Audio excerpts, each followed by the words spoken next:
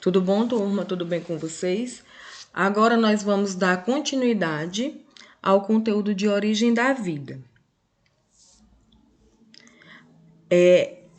Ao longo da história, as discussões em torno dos mecanismos por trás do surgimento da vida tornaram-se polarizadas, surgindo aí duas vertentes. No caso, a biogênese e a abiogênese.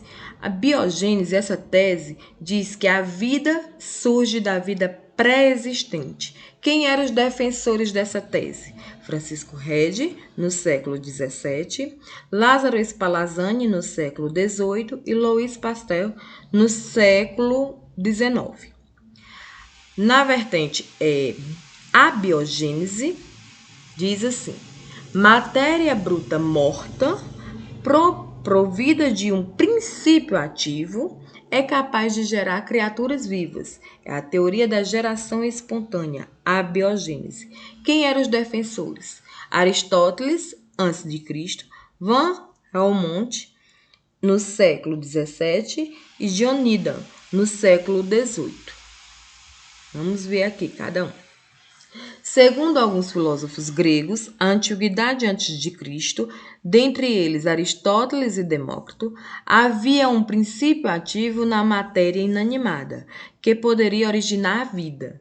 Muitos defensores dessa causa apoiavam, por exemplo, no fato de aparecerem pequenos vermes, no caso a vida, na carne podre, matéria não viva, após certo tempo. Então, dentre os defensores mais eloquentes, mais importantes da chamada teoria abiogênese, destacou-se o médico belga Jean-Baptiste Van Helmont, de 1577 a 1644, que até chegou a elaborar uma receita para fazer ratos surgir em 21 dias. Então, como foi?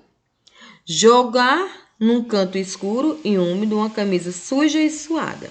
O princípio ativo estaria no suor da camisa, segundo ele. Adicionar algumas sementes de trigo e queijo. Após 21 dias, ele deixa lá. Aí, após 21 dias, quando ele foi olhar, sendo constatada a geração espontânea, a abiogênese. Ele viu vários ratinhos saindo de lá, né, dessa camisa. Então, segundo ele, os ratinhos teriam surgido do princípio ativo, no caso do suor.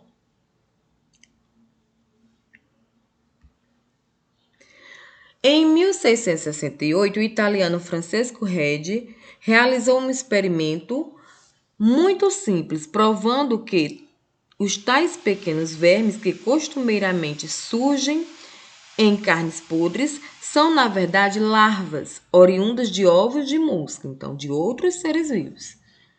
Esse fato ressalta, portanto, a premissa de que a vida surge de algo vivo, conforme defende a chamada teoria da biogênese. Então, aqui ele utilizou o frasco aberto, né, e o frasco fechado, com gás, né, para entrada de ar. Botou pedaços de carne podre dentro aqui, ó, carne do peixe podre. Aqui, o pedaço, aqui, como foi que ele fez? Vamos iniciar o experimento. Ó, as moscas entrando dentro, ó, e depositando aqui os ovos. E aqui as moscas não conseguem entrar, não puderam entrar num recipiente. Na época, os defensores da abiogênese acreditam que tal princípio ativo contido na matéria podre seria despertado pelo ar. Se eles estivessem certos, nos dois recipientes haveria formação de vida, vermes, a partir da carne podre. Porque vocês veem que aqui, ó, a tampa é uma gaze aberta, né? Passa o ar. Não passa as moscas. Então, ele constatou que só houve o aparecimento das larvas no primeiro frasco. No segundo, não apareceu. Vamos continuar aqui, ó.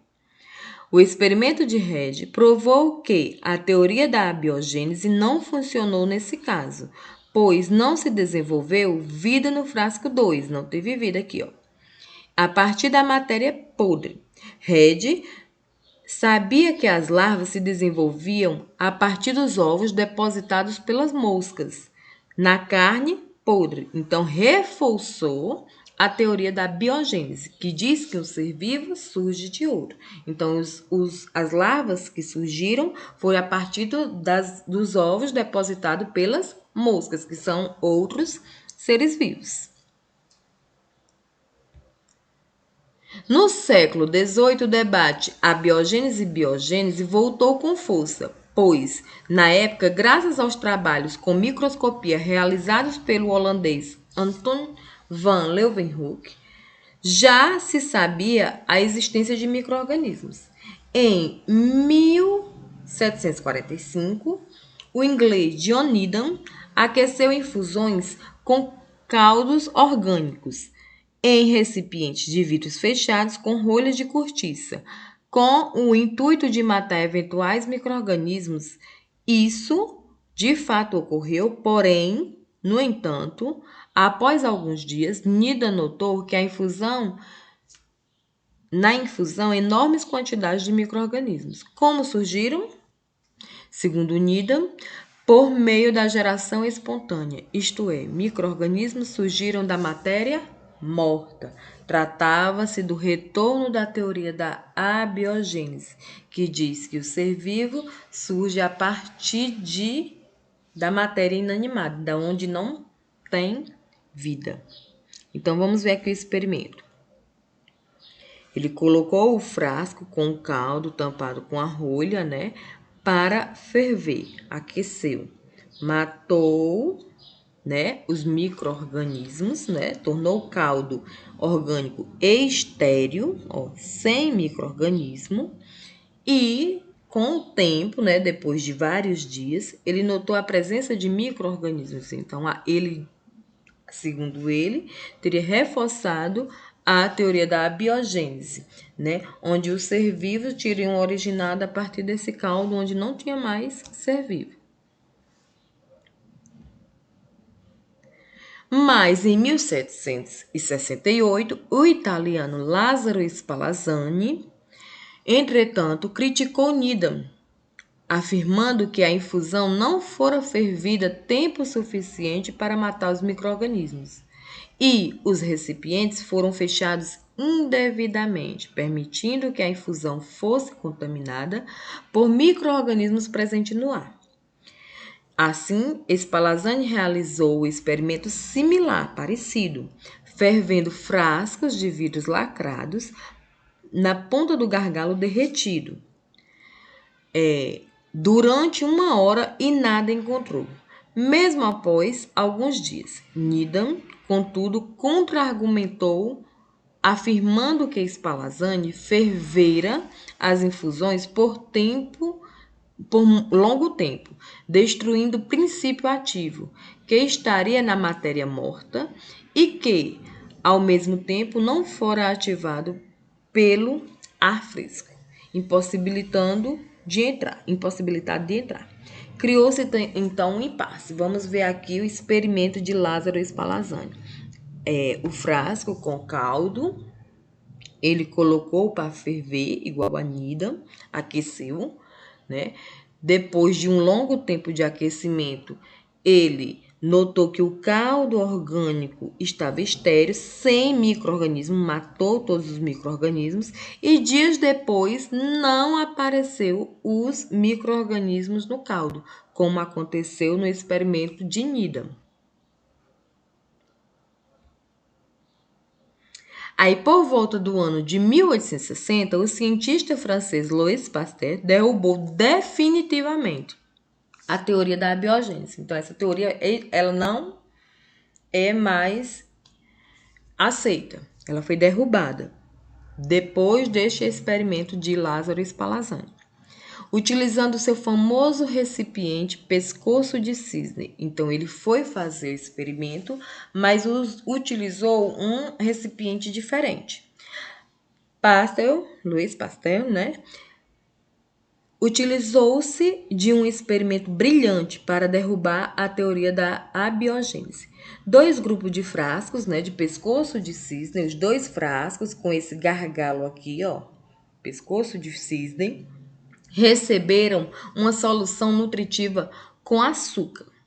Posteriormente, Os dois grupos foram ferveu os dois frascos, né? E um dos grupos, ele quebrou o pescoço, né? Quebrou o gargalo, o pescoço de cisne. O ar tinha acesso ao líquido nos dois recipientes, tá vendo aqui, ó? Um entrava diretamente pelo gargalo quebrado e o outro entrava pela pontinha aqui do gargalo. O ar tinha acesso ao líquido nos dois grupos de recipientes, nos dois recipientes. No entanto, só no primeiro recipiente, sem pescoço, foi detectada a presença de bactérias e fungos na solução. Aqui no primeiro, ele notou a presença de bactérias e fungos. No segundo, no outro grupo com o pescoço, né, que tinha o pescoço de cisne, o gargalo, a solução mostrava-se estéril, então não apareceu mesmo depois de muito tempo. Pasteur sabia da existência de micro-organismos no ar. Com a ação gravitacional, a poeira contida no micro-organismo sedimentou na curva, então a poeira ficou retida aqui, ó, na curva do pescoço de cisne. Pasteur provou que o desenvolvimento dos seres no líquido nutritivo se devia à presença de micro-organismos no ar e não a supostos princípios ativos na matéria morta. Então, vamos ver aqui o experimento de Pasteur, na simulação, e a queda da biogênese. Então, foi aqui onde derrubou essa teoria. Então, tá aqui os dois frascos, né? O pescoço de cisne, todos dois, com o fervimento para poder matar os micro-organismos. Depois de ferver, ele quebrou o gargalo do primeiro frasco, ó, e o ar ficou em contato direto com a solução. E o segundo, o ar ficava retido aqui, ó. O ar passava por aqui, ó, pelo pescoço de cisne. Olha aqui o que foi que aconteceu. Pasteur notou que apenas no caldo orgânico do frasco 1 se desenvolveram micro-organismos vindos da onde? De outros micro-organismos que estavam presentes no ar. No frasco 2, o pescoço de cisne agiu como um filtro, retendo a poeira que entrou no ar. Nessa região se desenvolveram micro-organismos, porém, o mesmo não ocorreu no caldo orgânico. Então, foi aí onde ele derrubou a biogênese. Por quê?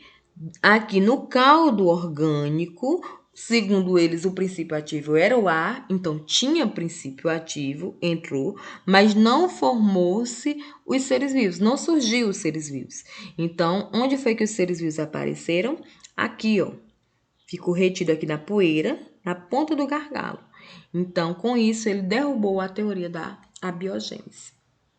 Pronto, pessoal. Agora, depois dessas explicações, vocês vão realizar as atividades.